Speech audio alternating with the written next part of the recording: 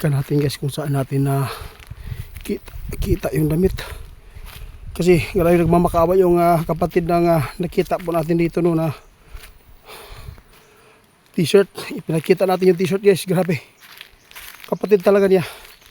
Yung damit na yan, kapatid niya. Kaya binabalik tayo. Kasi malapit lang po daw dito.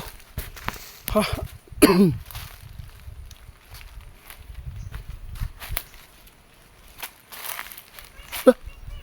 Ninyo,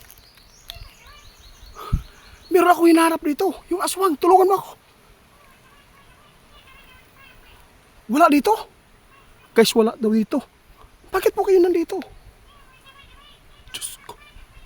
Oo nga, meron po nagpaabot sa akin. Napakalakas po talaga yung lindol po doon sa Rusya.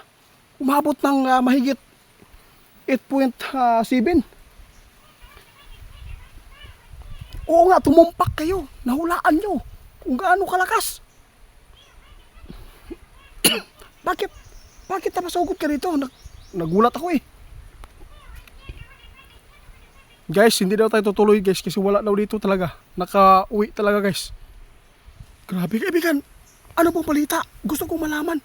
Kasi may nagpaabot ba na pinapa-alert yung mga tao doon sa Japan kasi po may tsunami daw magaganap dahil sa pagyanig ng malakas na lindol po sa Rusya.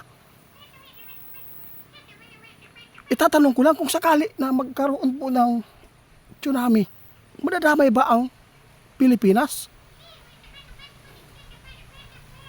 Nako guys, ito po yung delikado guys, no? Damay pa rin ang Pilipinas dito.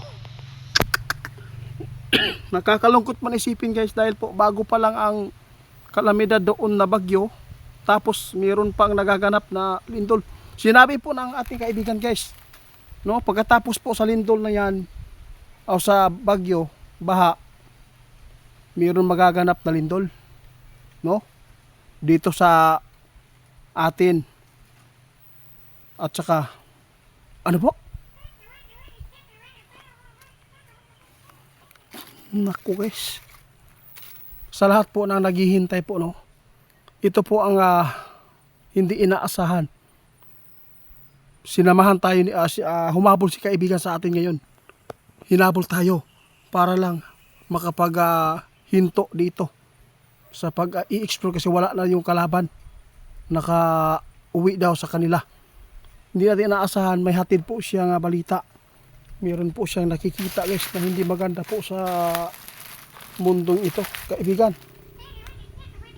Itatanong ko sa inyo, ano po bang nakikita po niyo ngayon? Posible bang magkakaroon po ng tsunami?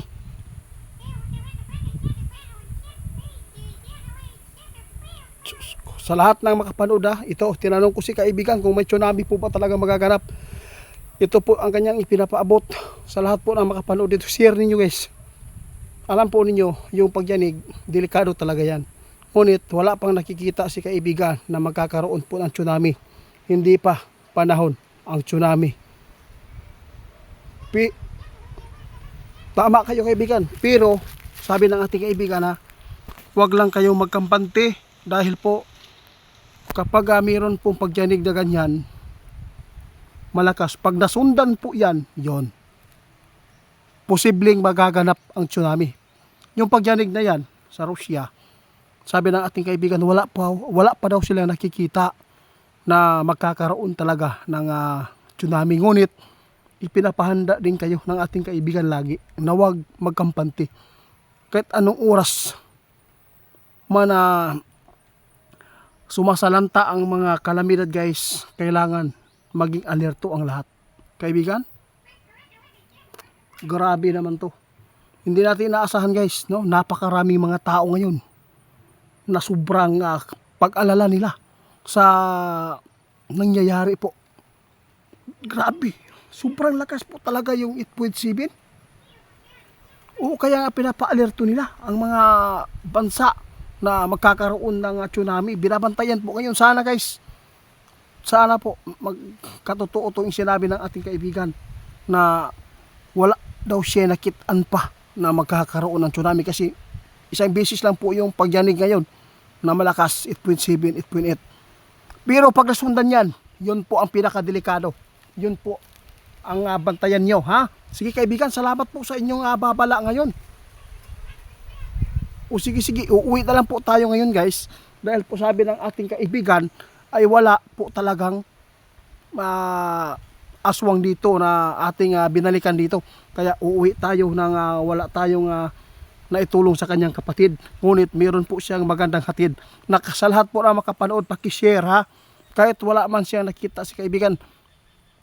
Kaibigan, ano? Sabi na ating kaibigan guys, sabi po niya ha, mamayang gabi, babantayan po nila ang ilalim ng dagat at saka yung ilalim ng lupa, yung P-box nagpaabot na nga na tawag dito na mag-ingat ang lahat po ng makapanood sa mga ipinapaabot ng P-box ha. Kasi po ang binigyan po ng alert to ngayon yung Japan din, number 1 talaga yung Japan, no? So marami nagsasabi sa akin, sana China na lang daw tatamaan. Nako po.